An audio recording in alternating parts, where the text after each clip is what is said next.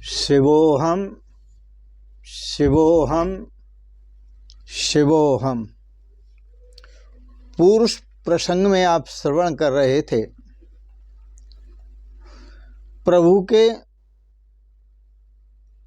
सद्गुणों को जीवन में उतारना और कभी जीवन में पूर्व जन्म का विचार न करें। श्रीमद् भागवत में तुलसी विवाह आता है। तुलसी का जो विवाह होता है वो भगवान के साथ होता है। चतुर्मास में संत चतुर्मास करते हैं, पूर्ण संयम के साथ जीवन जीते हैं और संयम करने के बाद ही तुलसी विवाह होता है।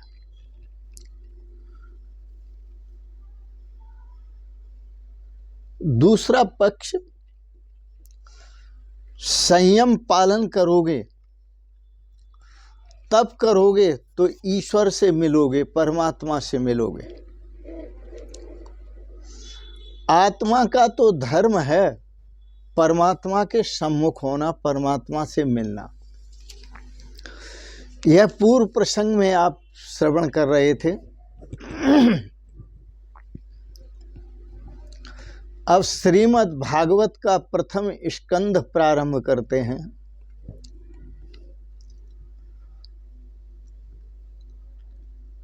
श्रीमद् भागवत में 12 स्कंद हैं, 335 अध्याय हैं, 18,000 श्लोक हैं।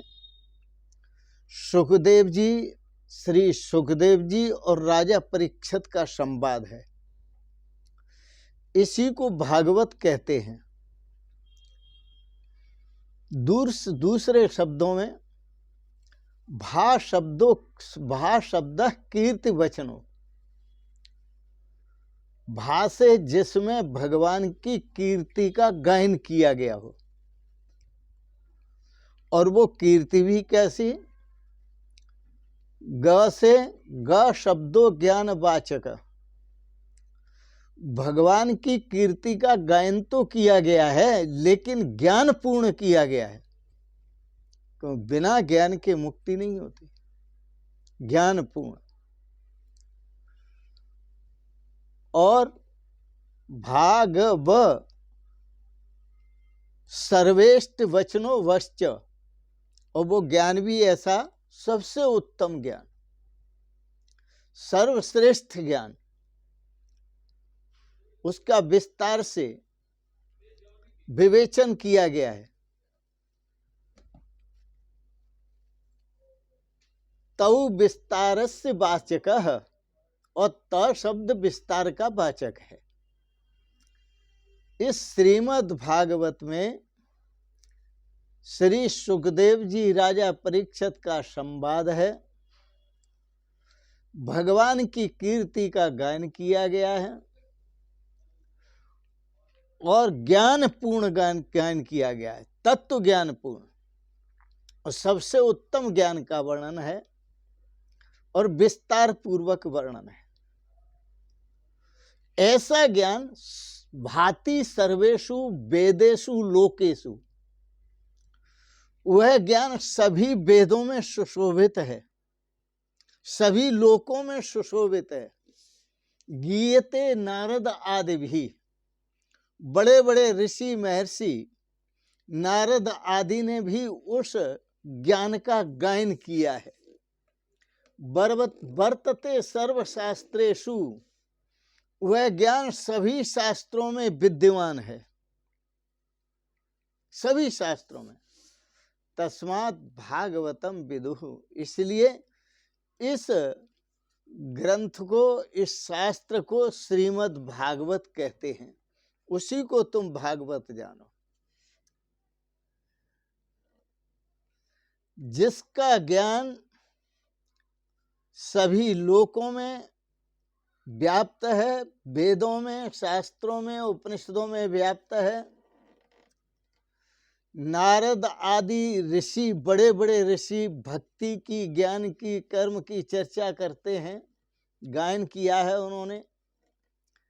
सर्व शास्त्रों में, सभी शास्त्रों में जो ज्ञान मौजूद है, ऐसा पवित्र ज्ञान श्रीमद् भागवत में है। तस्मात् भागवतम विदु, इसलिए इसको तुम भागवत जानो। भागवत भगवान का स्वरूप है। श्रीमद् भागवत को प्रारंभ करने से पहले मंगलाचरण, प्रथम स्कंद मंगलाचरण, जन्माद्यस्य त्वन्वयादितरतश्चार्थेषु भिज्ञसुराट् तेने ब्रह्म हृदयादि कवये मुह्यन्ति सूरया तेजो वारिमृदां यथा विनिमयो यत्र त्रिसर्गो मृषा धाम्ना स्वेन सदा निरस्तकुहकं सत्यं परम धीमहि, सत्यं परम धीमहि। सत्कर्म जब कोई भी साधक करता है, उसके सत्कर्म करने में विघ्न आते हैं बहुत। उन सभी के निवारण के लिए मंगलाचरण का आचरण होता है। मंगलाचरण की आवश्यकता होती है विघ्नों के निवारण के लिए। ओम श्री गणेशाय नमः, श्री सरस्वत्यै नमः, श्री सद्गुरुवे नमः, श्री परमात्मने नमः। देवों से भी प्रार्थना की जाती है और करनी आवश्यक है, क्योंकि वो देव हमारे कार्य में किसी प्रकार का विक्षेप न करें, विघ्न न डालें। सूर्य हमारा कल्याण करें, वरुण देव हमारा कल्याण करें। जिसका मंगलमय आचरण है उसका स्मरण करना मंगलाचरण है। उसका ध्यान करने से मंगलाचरण होता है, उसे वंदन करने से मंगलाचरण होता है, उसका स्मरण करने से मंगलाचरण होता है। जिसका आचरण मंगलमय है उनका मनन, उनका चिंतन करना मंगलाचरण है। श्री कृष्ण का नाम सभी मंगलों का धाम है।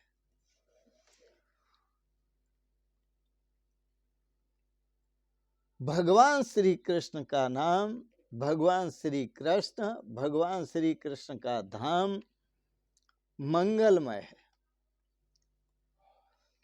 और इसी का स्मरण करना है।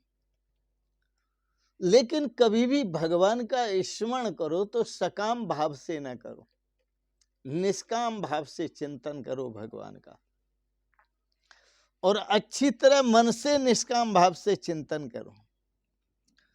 क्योंकि परमात्मा भी पूर्णतः निष्काम है।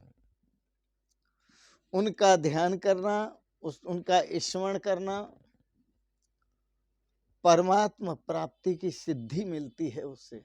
उनका ध्यान करने से, उनका नाम जप करने से, उनका स्मरण करने से परमात्मा के स्वरूप का स्मरण करने से श्रेय की प्राप्ति होती है।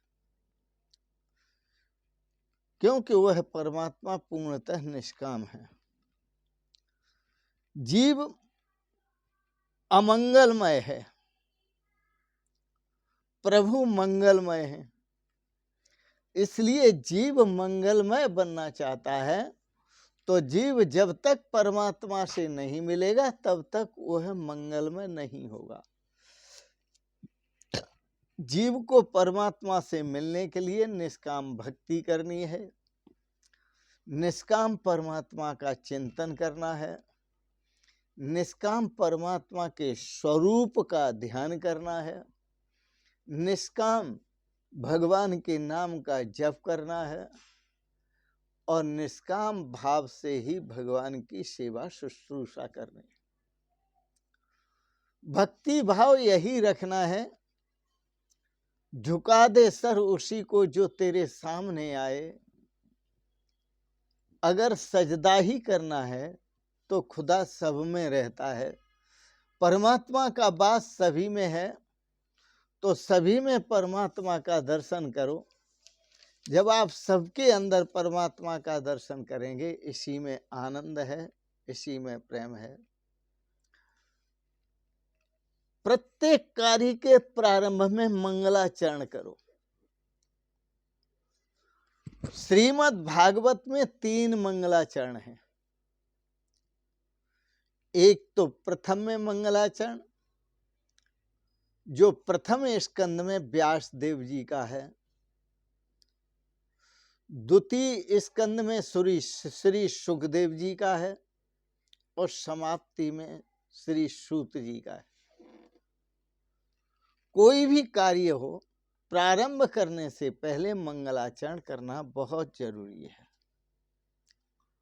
मंगलाचरण करना चाहिए।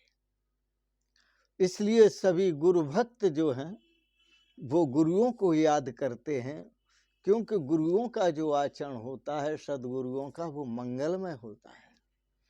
संतों का आचरण मंगलमय होता है, भगवान का आचरण मंगलमय होता है, भक्तिमान पुरुष का आचरण मंगलमय होता है, ज्ञानी पुरुष का आचरण मंगलमय होता है, निष्काम कर्मयोगी का आचरण मंगलमय होता है। हम उन सभी को स्मरण करते हैं और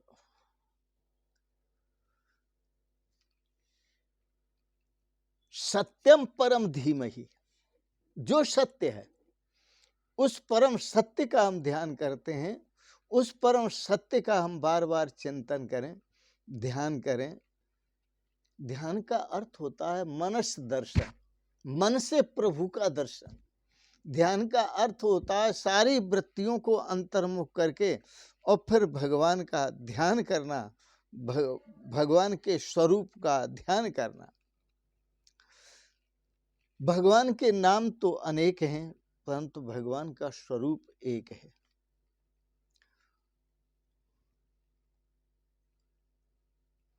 और दूसरी दृष्टि से देखा जाए तो भगवान के नाम भी अनेक हैं और भगवान के स्वरूप भी अनेक हैं।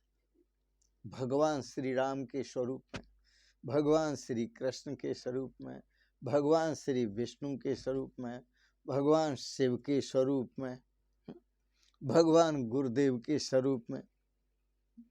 तो नाम और स्वरूप भगवान के अनेक हैं, लेकिन उन सभी नामों में और उन सभी स्वरूप में भगवान स्वयं एक हैं।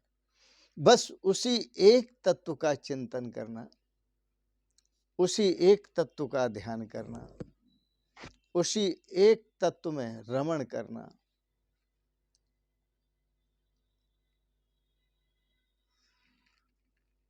वेदांत के आधार पर तो एकम सद विप्रा बहुधा वदंती, वह सत तत्व एक ही है। विद्वान उसकी व्याख्या, उसके स्वरूप को तरह तरह से बताते हैं। एकम सत विप्रा बहुधा वदंती। विद्वान गण, विप्र वेद अभ्यासी भवद विप्रो, जो वेदों के विद्वान हैं वो नाना प्रकार से नाना रूपों में भगवान का वर्णन करते हैं। तो इसलिए व्यास जी ने जो मंगलाचरण किया, कहा सत्यम परम धीमहि। तो वो जो सत्य है कि अनेक नामों में और अनेक रूपों में जो एक है, सत्य जो एक है, हम उसी का ध्यान करते हैं, उसी का चिंतन करते हैं। और सत्यम परम धीमहि, वही सत्य है। इसी में कल्याण है, इसी में आनंद है, और इसी में शाश्वत सुख और शांति है, इसी में शाश्वत आनंद है। ओम। आज के प्रसंगत आपने भगवत चर्चाओं को श्रवण किया, इसके लिए बहुत बहुत अनुग्रहित हैं। और अंत में आप सबके लिए इस पवित्र कार्तिक मास में कोटि से मंगलमयी शुभकामनाएं, कोटि से आशीर्वाद और कोटि से प्रणाम। शिवोहम शिवोहम शिवोहम।